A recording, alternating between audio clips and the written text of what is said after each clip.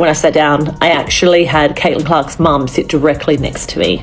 And her whole family was there. Her dad was there, her brother was there. It was a whole bunch of other people, relatives, it looked like. So maybe like auntie and uncle, I'm not sure. Family, friends. But they definitely came to watch her play, and the expectation, I'm sure, was that she was playing. Something happened at a recent Indiana Fever game that fans completely missed at first until the cameras caught it. And once people noticed, the clip exploded across the internet overnight. In the middle of the game, Joe the trainer suddenly walked straight toward the family section, not toward the media, not toward the coaching staff, straight to the people sitting quietly watching every second of the action unfold. And there they were, Caitlin Clark's parents, locked on the court with serious expressions that instantly got fans talking.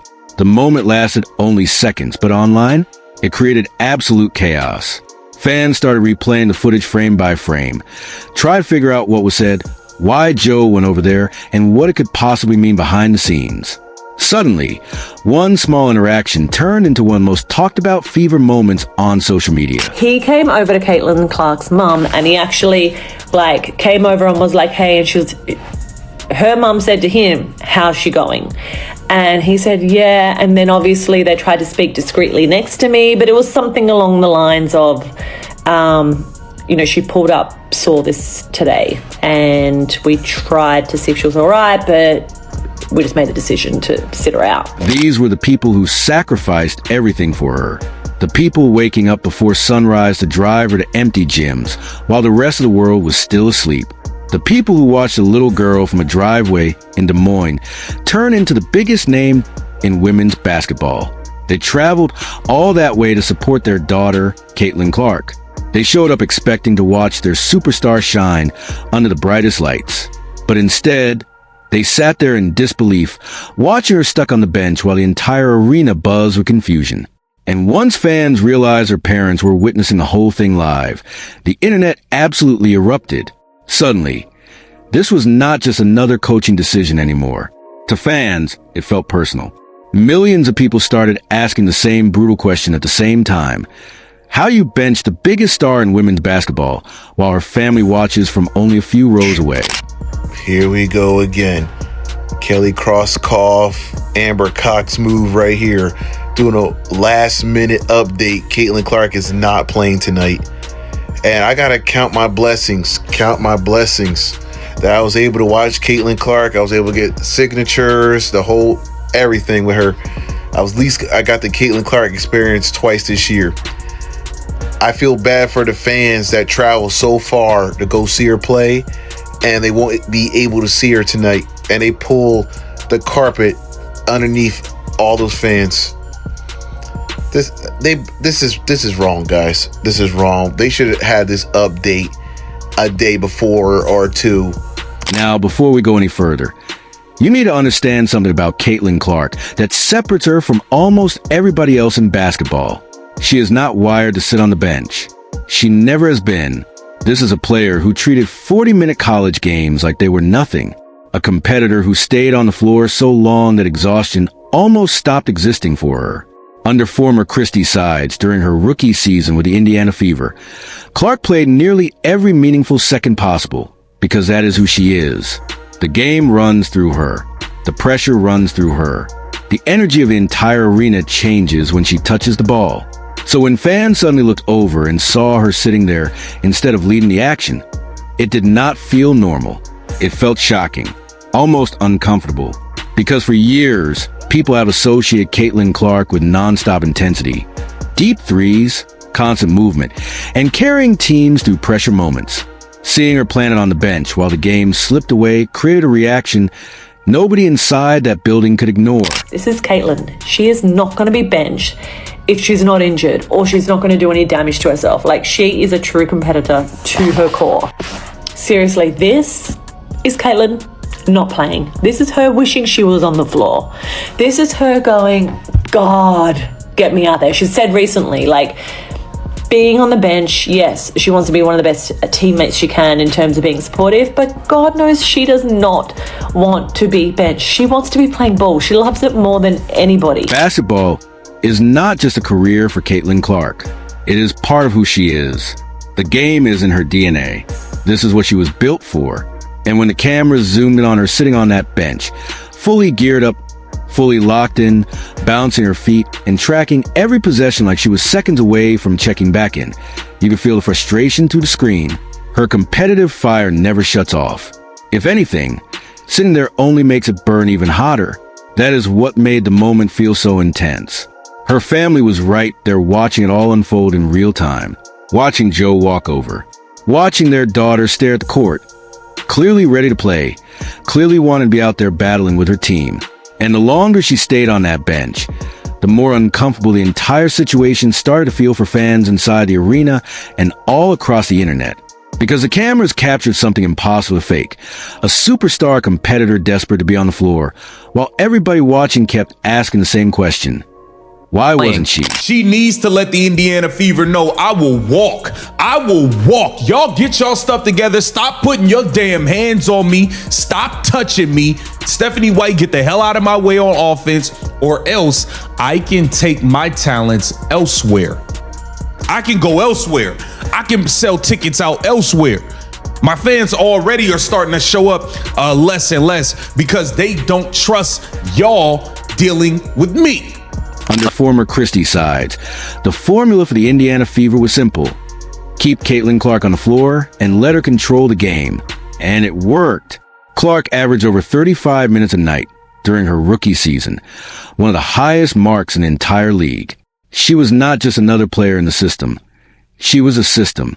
The offense flowed through her hands. Every deep three changed the energy in the building. Every pass pulled defenses apart. Every fast break made the crowd explode before the shot even went up. Christie's sides understood something Fever fans believed was obvious. When Caitlin Clark is playing, everything feels alive. The scoring jumps. The pace changes. Defenders panic. The crowd gets louder. Even people watching from home stop, scrolling, and pay attention. That is why Indiana became must-watch television almost overnight. Arenas sold out. Road crowds packed buildings just to see Clark live. Fans drove for hours because they felt like they were witnessing something special every single night. And that became the expectation, not just for Clark, but for the entire franchise. Fans got used to seeing her dominate the action and carry the energy of the game from start to finish.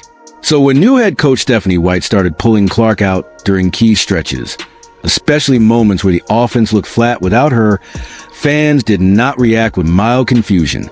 They reacted with anger, because to them, it felt like the team was taking its biggest weapon off the floor at the exact moments she was needed most. And with every unexplained substitution, every long stretch on the bench, and every camera shot of Clark sitting there frustrated, that tension only kept growing louder online. Just following up on Caitlin from earlier, she didn't practice yesterday. Why was she not listed on the injury report, or why wasn't the injury report updated like earlier today if she woke up with soreness in her back? Well, not everybody that doesn't practice or gets a pro day is on the injury report, so that happens all the time. And she wasn't listed on the injury report earlier because we expected her to play. And is she injured? I guess is a fair question. Is she injured, or is it something other than an injury? Her back is sore, so if there's anything more detailed than that, that's the training staff. Do you think the Fever could get fined for not listing her on the injury report? No. Thank you. Now, to be fair, Stephanie White and the Indiana Fever have tried to explain the situation. Their message has been consistent. Protect Caitlin Clark, manage her workload, and avoid another injury disaster like the one that derailed so much of the 2025 season. And honestly, on paper, that logic makes sense. Nobody wants to watch Clark go through another year filled with injuries, missed games, and constant setbacks. Not the coaching staff, not the organization, not the fans who pack arenas every night hoping to see her play, and definitely not Clark herself.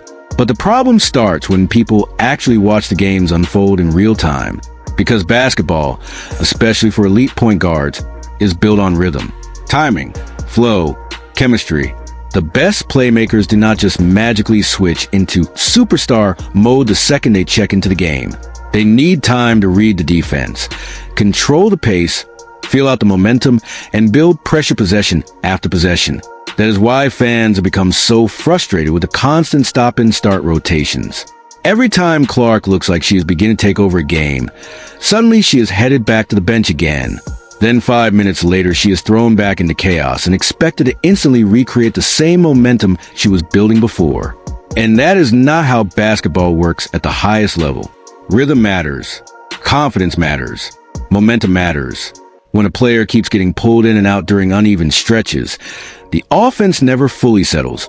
The chemistry starts looking disjointed, and the entire team feels out of sync. Fans watching the Fever see it happening over and over again.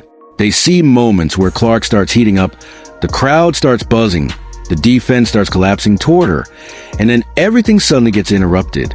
That is why the frustration surrounding these substitutions has exploded online. To many fans, it feels like the team is disrupting its own heartbeat, right when the energy starts building. The Indiana Fever took on the Portland Fire, and there were about 35 people in attendance. Damn! Fans, if any fans were outside ready to show up, they turned their car around. If somebody was in the parking garage getting ready to pay the parking attendant, as they're handing over the cash, they're looking at their phone. Oh, Caitlin Clark's not playing. I'll take my cash back. Yeah, I'm not coming. Damn. The numbers are starting to paint a picture the Indiana Fever probably never expected to face this quickly. A franchise that once led one of the biggest attendance booms in WNBA history after the arrival of Caitlin Clark is suddenly hearing uncomfortable questions from its own fan base. Because when Clark is fully unleashed on the court, everything changes. The arena feels electric. Tickets disappear. Fans pack the building hours early just hoping to witness one of those deep logo threes or impossible passes live. She became more than a basketball player. She became an event. People were not just buying tickets to watch the Fever. They were buying tickets to watch Caitlin Clark. And that is why the current situation has created so much frustration. Fans no longer feel guaranteed they are actually going to see the superstar they paid to watch. There was even a game this season where Clark was reportedly removed from the starting lineup less than 2 hours before tip-off. By then, fans had already driven across states, booked hotels, filled restaurants, and poured into the arena expecting to see her take the floor from the opening whistle. Instead, the entire atmosphere shifted at the last second, and for many supporters, that feeling was brutal. Because to them, this is no longer a normal sports experience. It feels unpredictable, like buying a ticket and hoping luck decides whether the biggest star in women's basketball actually gets to play the role everyone came to see her play. That is why emotions around this situation keep getting louder online.